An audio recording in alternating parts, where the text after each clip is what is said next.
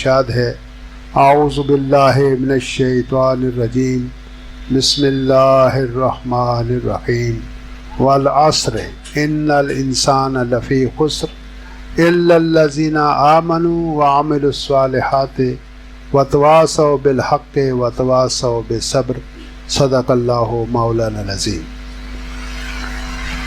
اللہ سبحانہ وتعالیٰ نے اس سورہ عصر میں قسم اٹھائی ہے وقت کی، زمانے کی۔ والعصر، عصر کا مطلب ہے وقت، زمانہ، ٹائم۔ والعصر، قسم ہے مجھے زمانے کی، قسم ہے مجھے وقت کی۔ ان الانسان لفی خسر، بے شک جو انسان ہے یہ نقصان میں ہے، گھاٹے میں ہے۔ الا الذین، مگر وہ لوگ جنہوں نے اعمال صالحہ کیے، نیک عمل کیے، وہ لوگ نقصان میں نہیں ہیں۔ ویسے تمام انسان کے لیے کہہ دیا، تمام انسانوں کے لیے کہ کہیں کا بھی ہو وہ نقصان میں ہے، لیکن جو لوگ ایمان لائے اور اعمال اچھے کیے، نیک عمل کیے، وہ اس نقصان سے بری ذمہ ہیں۔ اور جو لوگ حق کی وصیت کرتے رہے، تواصوا بالحق، حق کی وصیت کرتے رہے، حق کا پرچار کرتے رہے، وتواصوا بالصبر، جو انہوں نے صبر کی تلقین کی، صبر کا درس دیا، صبر کا جنہوں نے اہتمام کیا، وہ لوگ نقصان میں نہیں ہیں۔ تو جو اس چیز کی، جو وقت کی اللہ تعالیٰ نے قسم اٹھائی ہے، انسان کے لیے سب سے اہم چیز جو ہے وقت ہے۔ وقت سب سے بڑی چیز، دنیا میں سب سے بڑی دولت جو ہے، یا سب کچھ ہی سمجھیں وقت ہے، تو اس کے علاوہ اور کوئی لفظ ہو نہیں سکتا۔ یا کوئی مر جائے نا، کوئی مر جائے تو پوچھتے ہیں کیا ہوا، بس یہ وقت برابر آ گیا۔ کوئی پوچھے آپ سے یہ زندگی کیا ہے، تو آپ نے کہنا ہے کہ وقت، یہ وقت زندگی ہے۔ وقت زندگی ہے، اور زندگی ایک وقت ہے۔ ایک انسان کو ٹائم دیا جاتا ہے 60 سال کا، 70 سال کا، 80 سال کا، ہے جی 90 سال کا۔ جو تھوڑا دیا، بچپن میں کوئی چلا گیا، کوئی پیدا ہوتے ہی چلا گیا، کوئی ماں کی گود سے چلا گیا، وقت ہی اتنا تھا، اس کو وقت ملا۔ تو وقت کی ہر چیز کے لیے ایک وقت مقرر ہے۔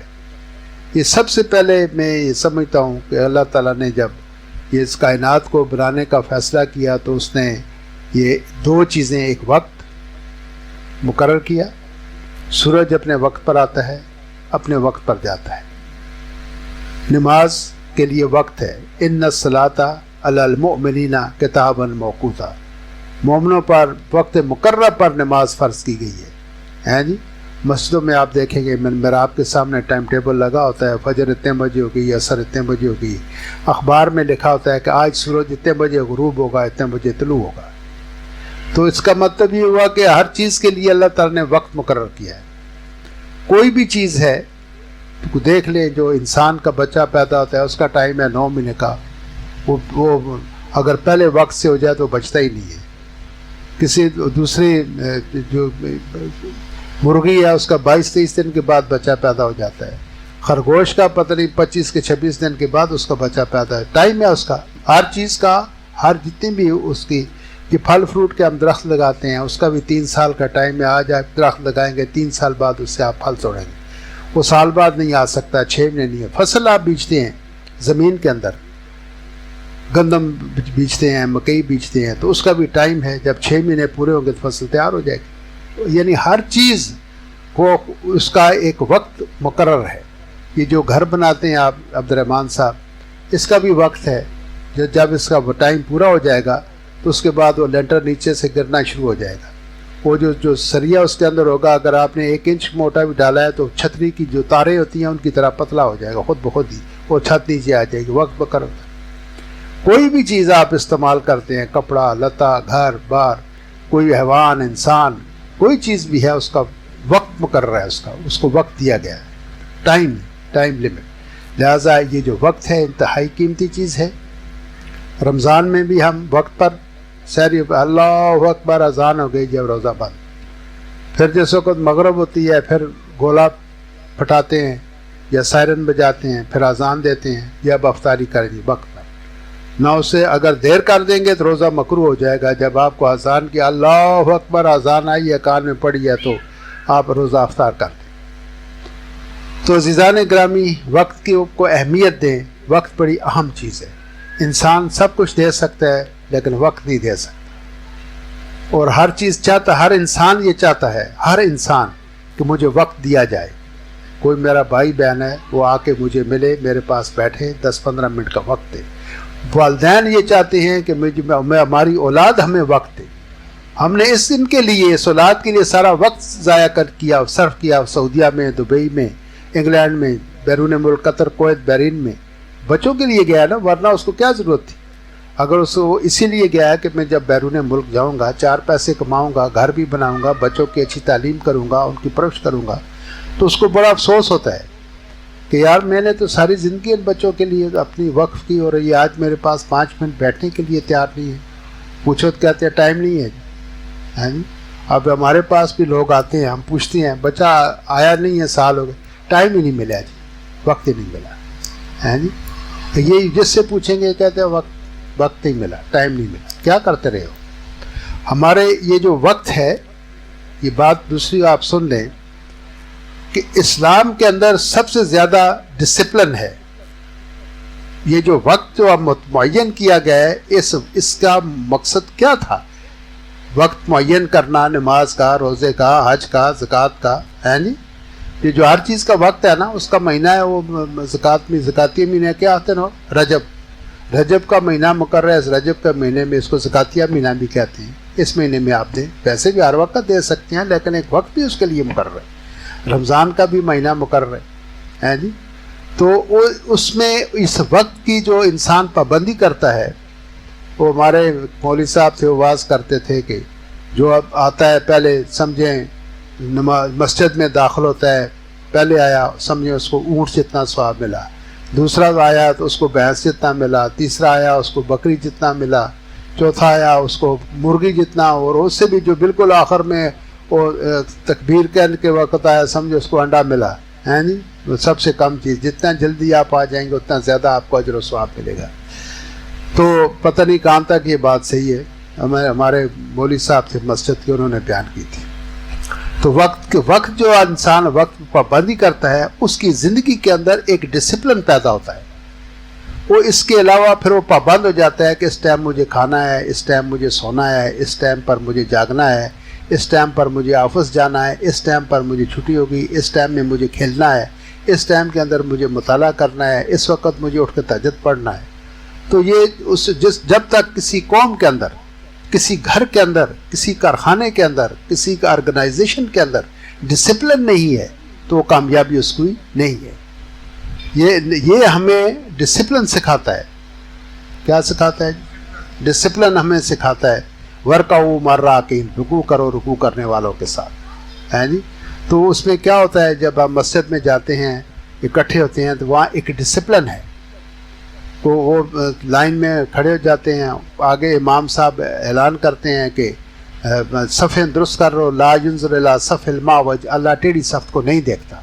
تو آپ صفیں سیدھی کریں، کندھے سے کندھا ملا ہونا چاہیے، اور بیچ میں بالکل سوئی گزرنے کا بھی گیپ نہیں ہونا چاہیے. اتنا مضبوط کر کے اپنے کندھے سے کندھا، وہ کیا ہے؟ ایک ڈسپلن ہے. سمجھ آئی؟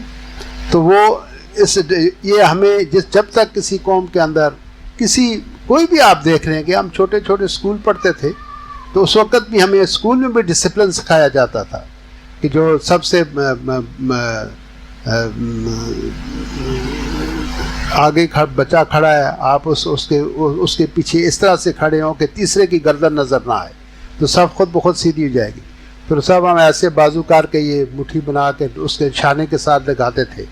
اتنا فاصلہ ہے، برابر ہونا چاہیے. تو سر وہ بھی پھر جب ہم جاتے تھے کلاس میں تو صف بنا کے، جب وہاں سے نکلا تو صف بنا کے. یہاں جو آپ کی مساجد ہیں، مدرسے ہیں، جس وقت بچے اسکول مدرسے سے نکلتے ہیں مسجد میں آتے ہیں تو سب لائن بنا کے آتے ہیں. پھر انہوں نے وہ طریقے سے سب سے بڑا آگے ہوگا، اس سے پیچھے چھوٹا، اس سے پیچھے چھوٹا، بڑے بزرگ آدمی ہے اس کو پہلی صف میں کھڑا کرو، جوان آدمی ہے اس کو دوسری صف میں کھڑا کرو، جو بچے ہیں ان کو بالکل آخر میں پیچھے میں کھڑا کرو.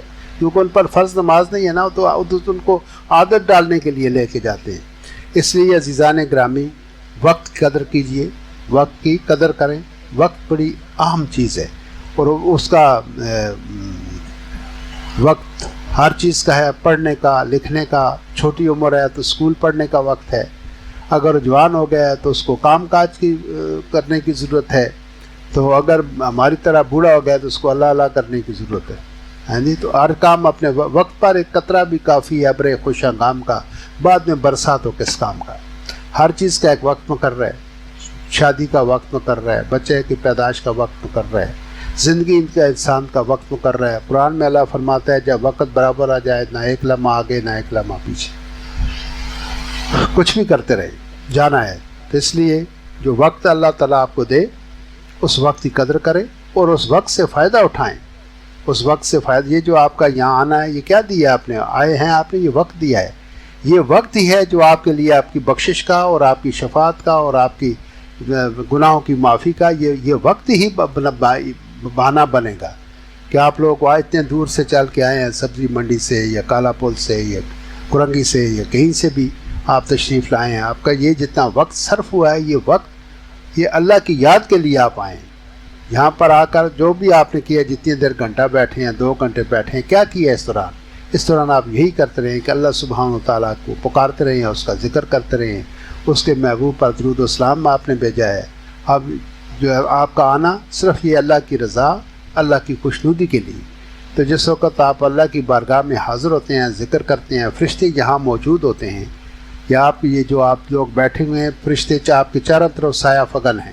یہ حدیث شریف ہے کہ جہاں بھی اللہ کا ذکر ہوتا ہے وہاں پر فرشتوں کا نزول ہوتا ہے، رحمت کے فرشتے اترتے ہیں اور اپنے پر پھیلا لیتے ہیں. اور جب تک آدمی اس محفل میں ہوتا ہے وہ اپنے نورانی پر اس محفل کے اوپر سایہ فگن رکھتے ہیں.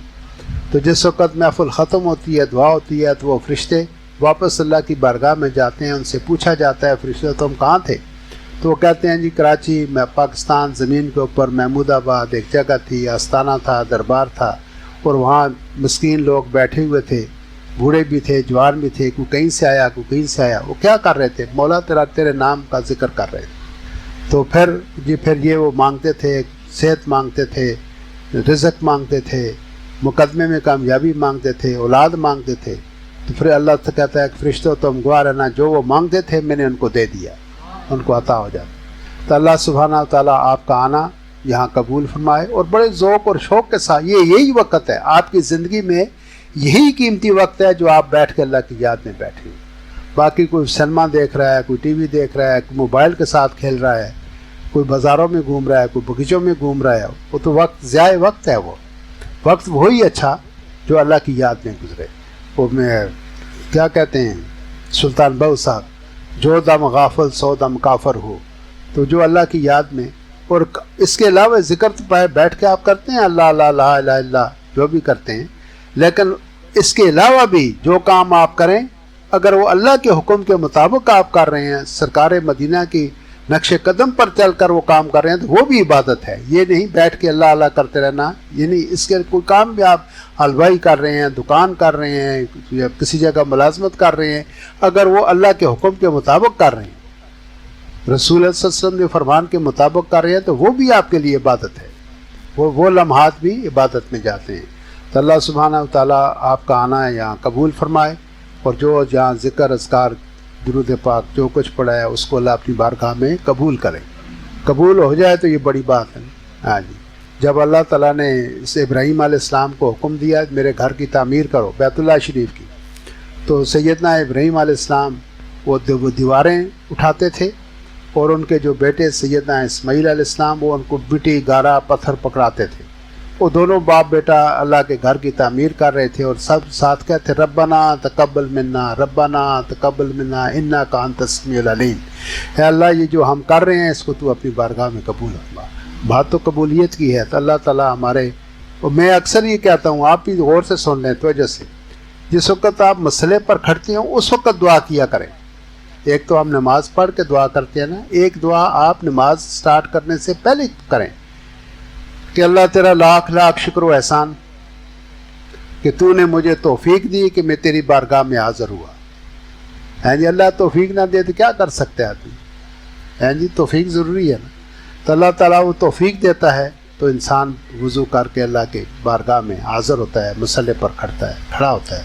تو اللہ تیرا لاکھ لاکھ شکر و احسان کہ تو نے مجھے اپنی بارگاہ میں حاضر ہونے کی توفیق عطا فرمائی. اب میں جو بھی ٹوٹا پھوٹا سجدہ کروں مولا اس کو اپنی بارگاہ میں قبول کر لے. ہیں جی. تو ہم تو ویسے سجدے نہیں کر سکے جیسے صحابہ کرام نے کیے، جیسے انبیاء علیہ السلام نے کیے، جیسے کربلا والوں نے کیے. ویسے صحیح پتہ نہیں ہمیں کیا کیا تفکرات ہوتے ہیں. تو جو بھی ٹوٹا پھوٹا ہی ہوا نا پھر وہ ہیں جی، وہ خلوص والا سجدہ یا وہ نہ ہوا جیسا وہ چاہتا ہے سجدہ.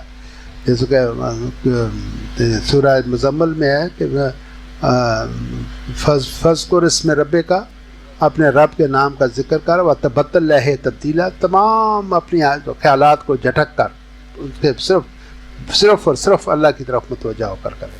تو ہم انسان ہیں، سو ہمارے اندر کمیاں بیشیاں ہوتی ہیں، کبھی کیا خیال آ گیا کبھی کیا.